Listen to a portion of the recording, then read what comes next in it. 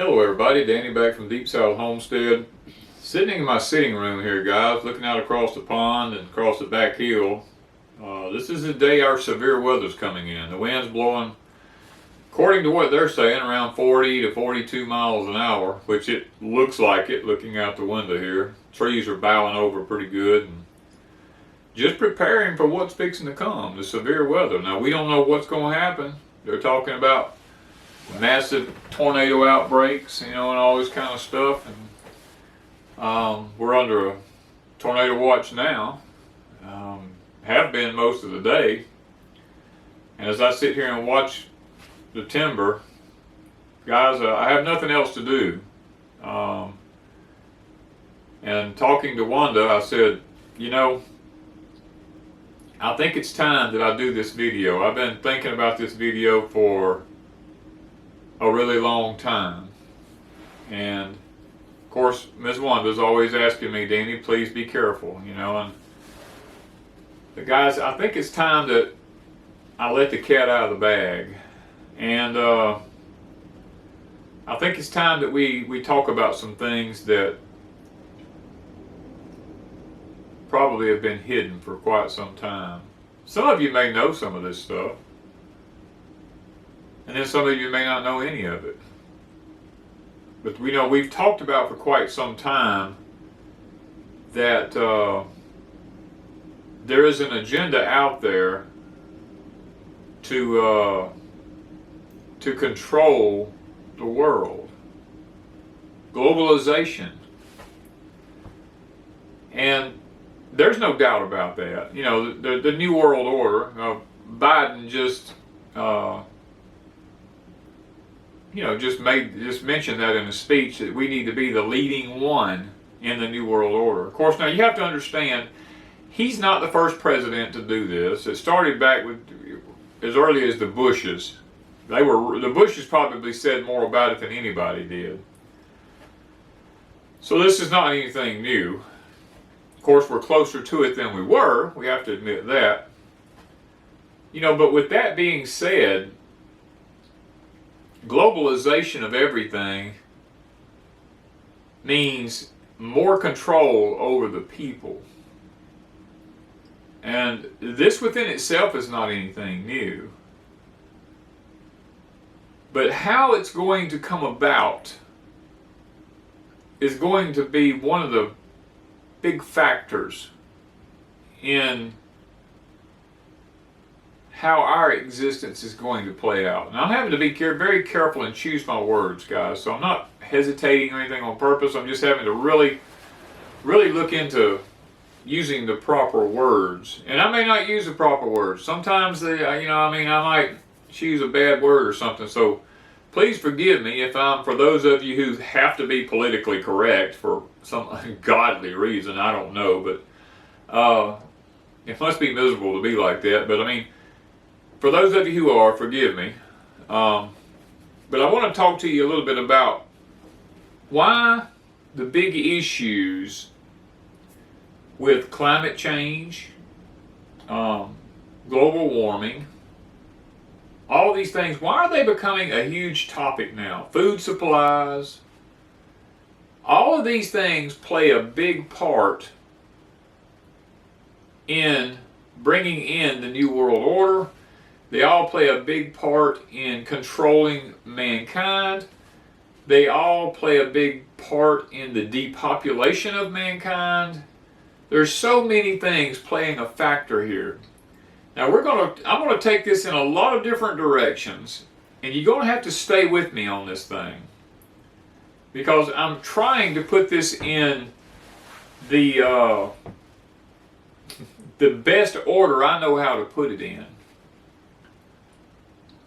We're going to start off with food, because food is the key factor in this whole globalization, New World Order thing.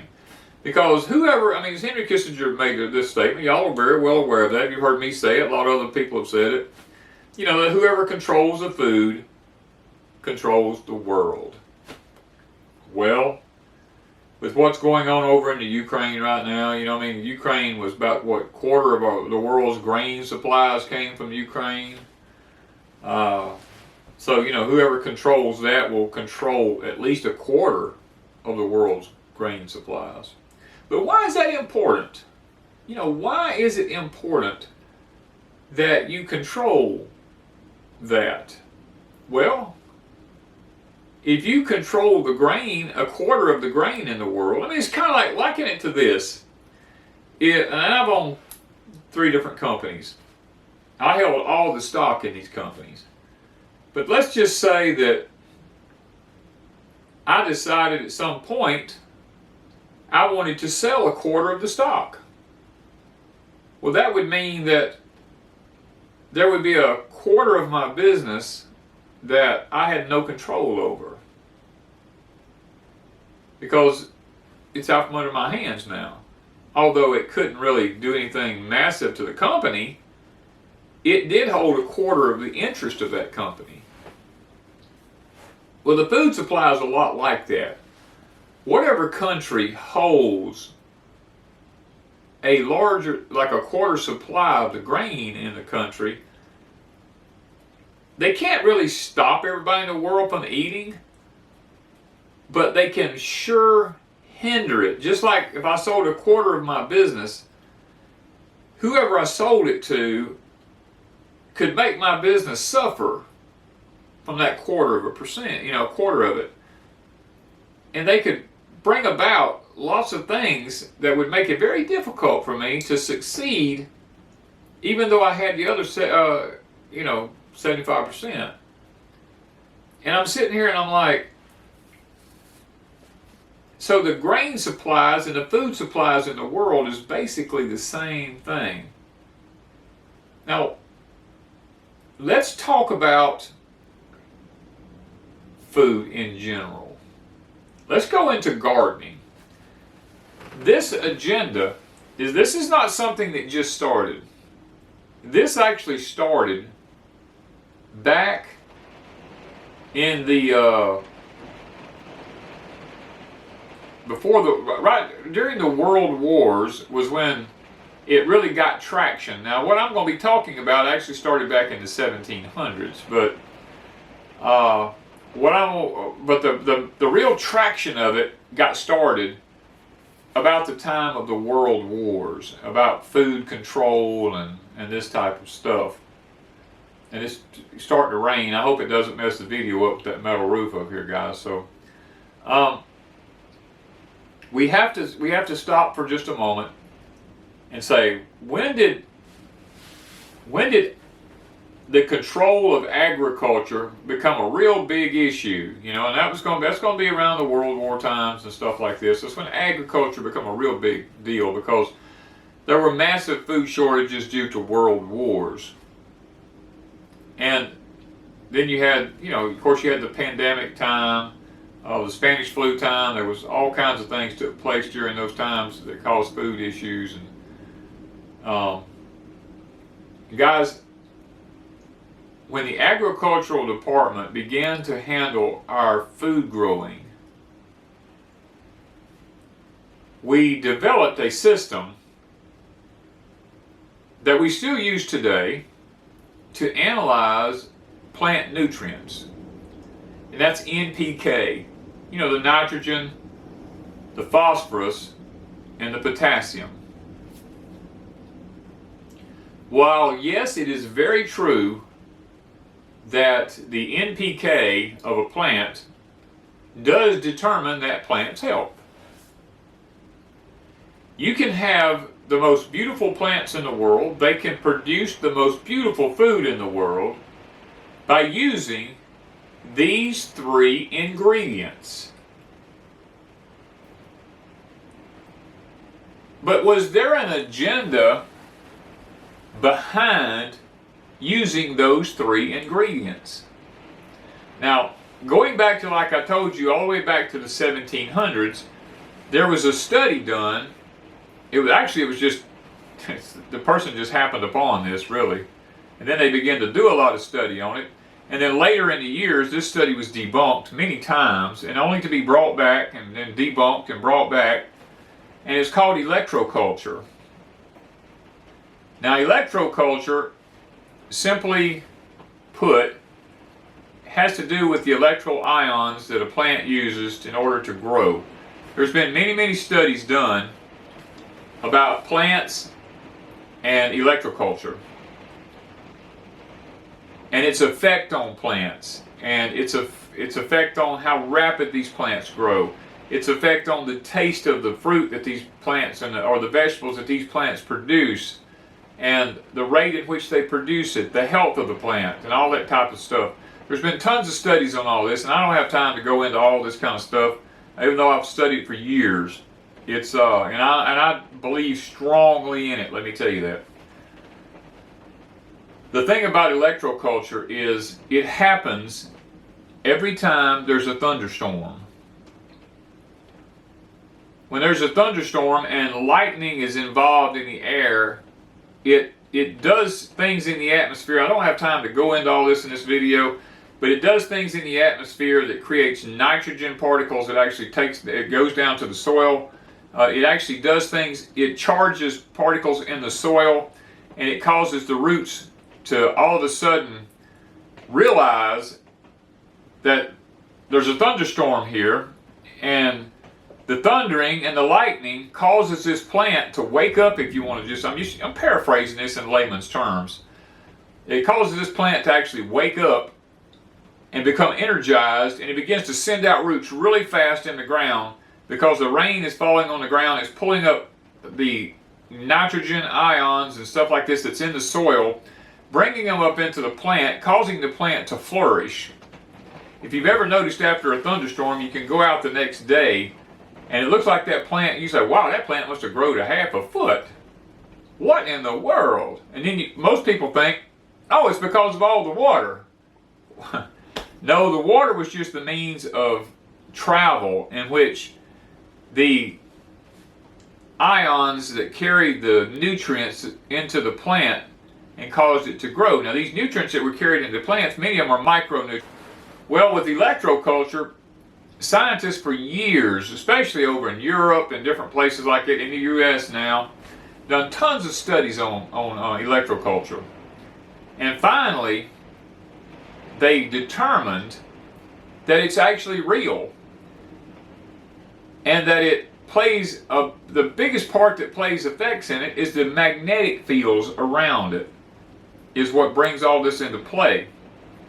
Now, there's lots of studies once they realized that was done using magnets to determine how it affected the root growth in plants and the disease resistance and all these type things. And they actually come to the conclusion this stuff is very real. Now that I've said all of that, to just kind of open your eyes just a little bit as to that part of it, they've discovered that too much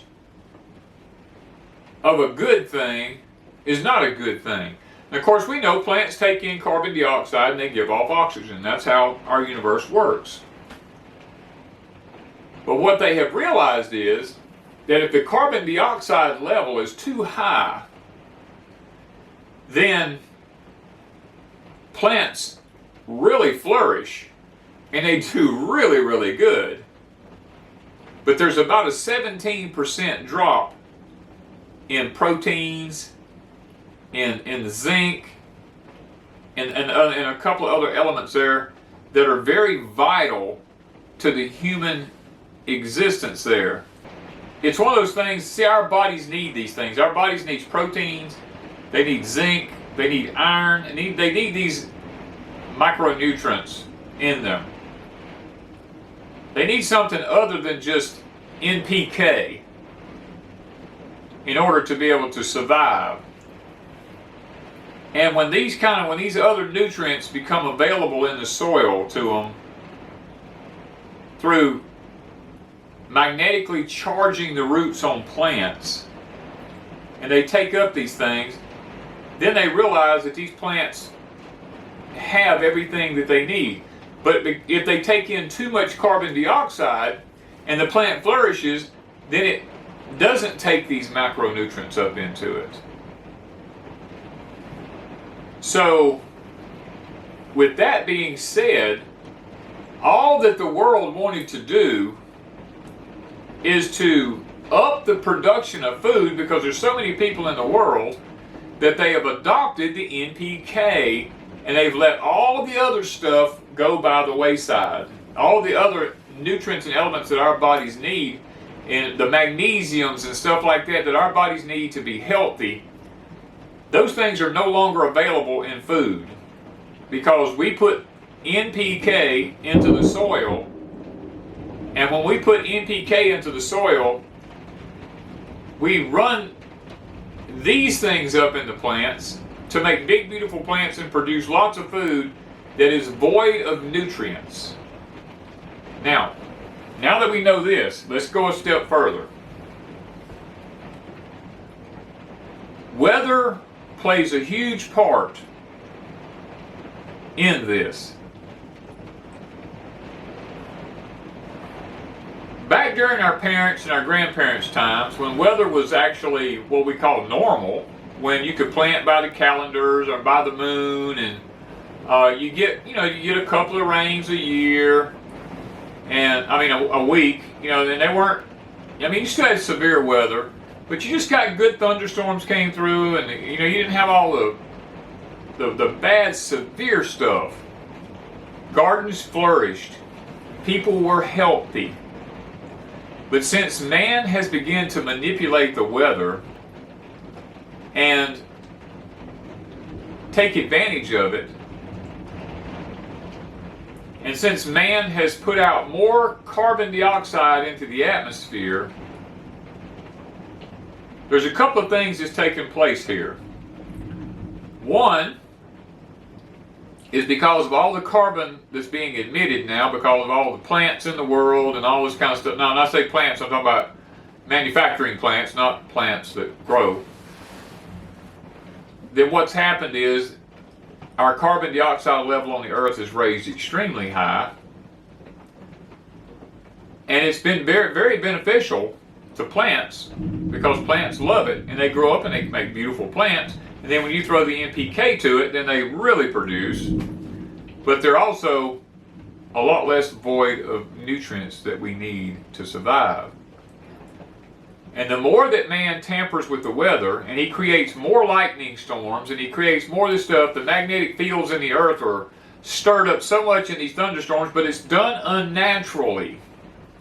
So therefore, the plants in the world suffer from it rather than benefiting from it.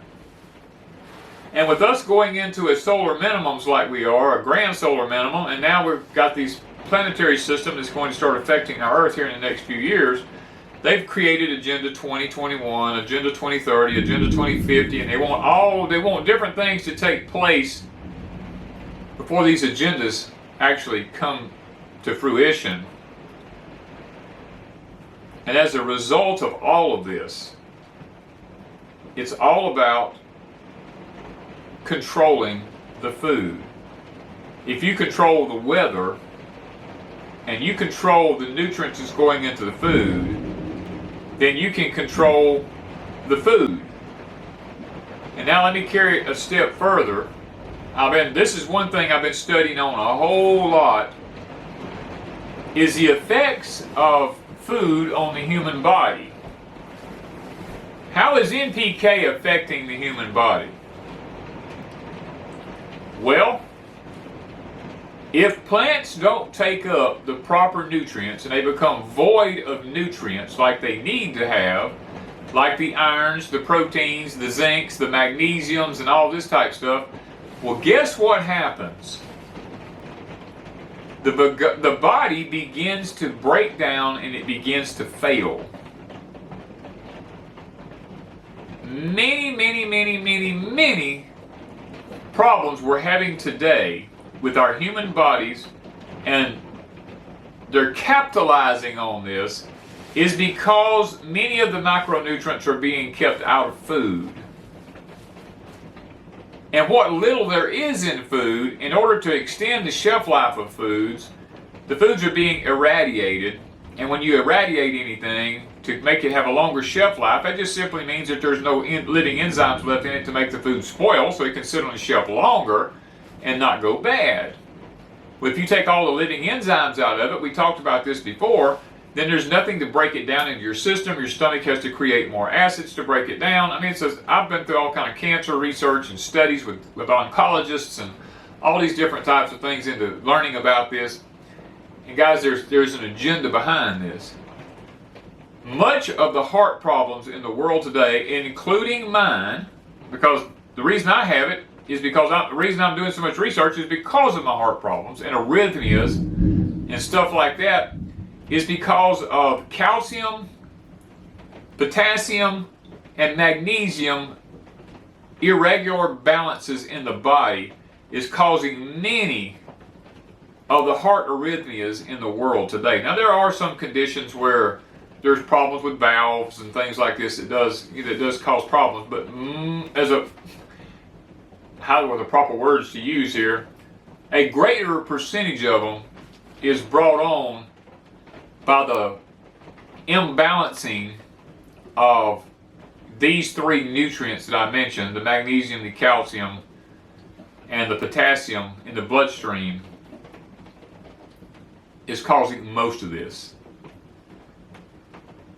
And this is a known issue, but cardiologists, unless you push the issue, will not even talk about it. All they want to do is just prescribe you a pill, which, much like the acids in the stomach with a purple pill that they want you to take, and the beta blockers, if you take beta blockers and you block the calcium in your body, then your body, your system just got thrown out of balance with these three nutrients that I was talking about. You threw one of them out of balance, so therefore you're going to cause a whole host of other problems. Guys, this is an agenda to break down human health so that pharmaceutical companies can become very, very rich. And if you break down the nutrients in the body enough, the body's defense mechanism cannot fight off diseases. And then if you invite in the use of things like microwaves, and you take a microwave which uses magnetic fields and radiation, and you put within that microwave something such as plastic to heat something up in, when you do that, the dioxins in the plastic are released into the food, which you eat it, are released into the body, into the bloodstreams, and then you have a whole host of toxic poisons coming into the human body, which a lot of cancers, specifically breast cancers, are caused by dioxin. And there's so many things out there, guys. These agendas to make the wealthy wealthier and to make the New World Order come into existence by making people sicker and sicker and sicker as time goes on, by making them believe that by putting NPK into their soil that they are actually doing something healthy and doing something good. It's been organically raised. It has organic, NPK in it. Well, what about iron? What about zinc? What about magnesium? What about calcium?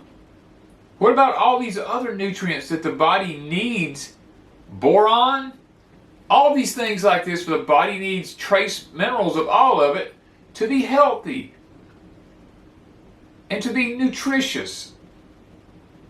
And with all the stuff with the little line patterns in the sky we see from time to time, that's putting aluminum into our soil.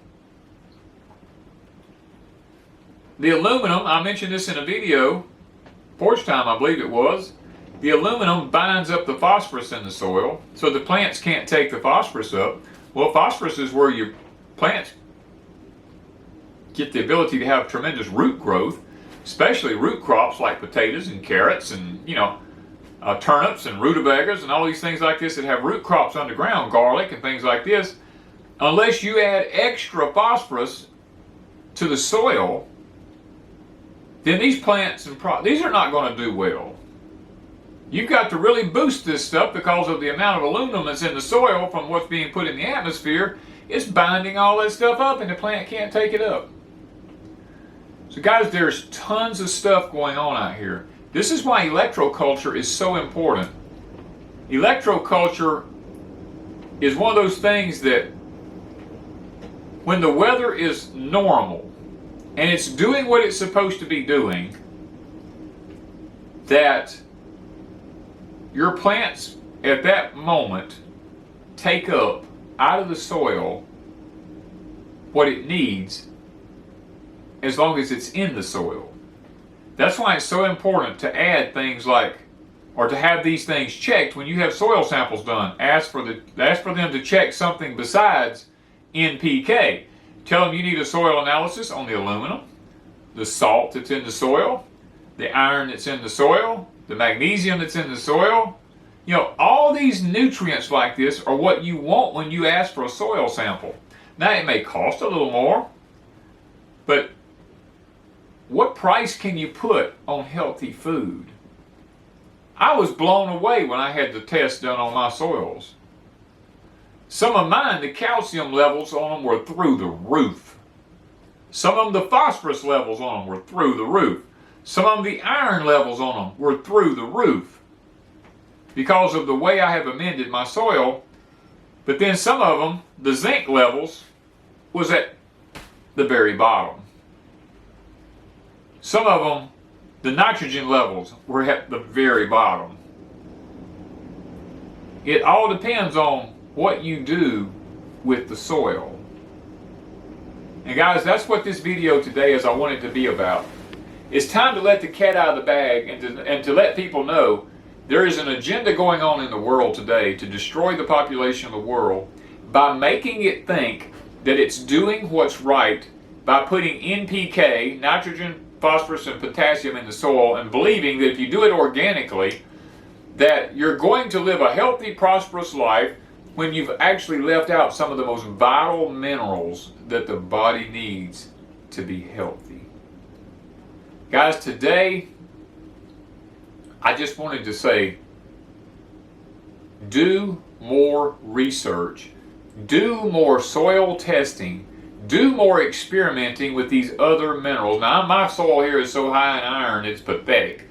You know, I don't have to worry about some things in my soil, where I'm extremely low in zinc in some areas. It depends on that garden over there has a total different analysis in the soil than the one up here in the front does, or the one from over here in the back, or this one right here. You know, I have several different garden plots, and I have to do soil samples on all of them because the soil is different in every one of them, the nutrients that's available. I'm using things like wood ashes. I use bone meal. I use blood meal. I use all this stuff. I use magnesium and all this kind of stuff in my soil, but you have to realize anytime you're using organic materials like that, understand that it takes 3 to 4 months of that material breaking down before your plants can actually use anything out of it that's beneficial. Now, it will get an initial 10% boost out of it when you first put it in the soil, but once you do that, it's over. It's not going to get anything else. It's going to gradually release it over the next 3 to 4 months before it's actually into the soil good enough that your plants can actually benefit from it. Keep these things in mind, guys. Do some research, do some study. There's an agenda out there to take us out. Even though we raise our own food, we've been manipulated into believing that we're doing what's right when really we're not. We need the other nutrients in the soil in order for us to remain healthy and strong and live to be an old age without living on synthetic pills because we have voided our body of nutrients. And I'm no exception. It's happening to me. We're voiding our body of specific nutrients that our body needs to be healthy by believing the lies of an agricultural department and all the information that's out there. We're believing all these lies that are being told to us that if we do the NPK thing, we're going to be fine. And guys, that's a big lie. We need these things, don't get me wrong, but the trace minerals are what we're lacking to keep us healthy.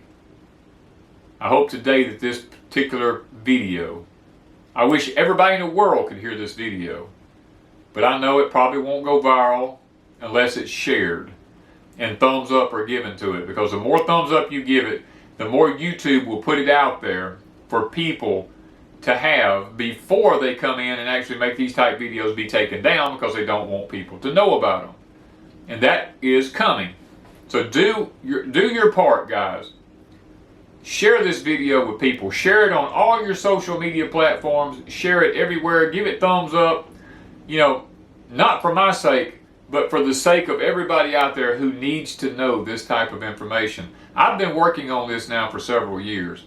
And I finally told Wanda, I said, it's time for me to put this out, because I believe with the shortages that's coming in the world, it's time for people to know the real truth and let the cat out of the bag, so that people can begin to grow their own food and be healthy while they do it. Thank you guys from Deep South Homestead.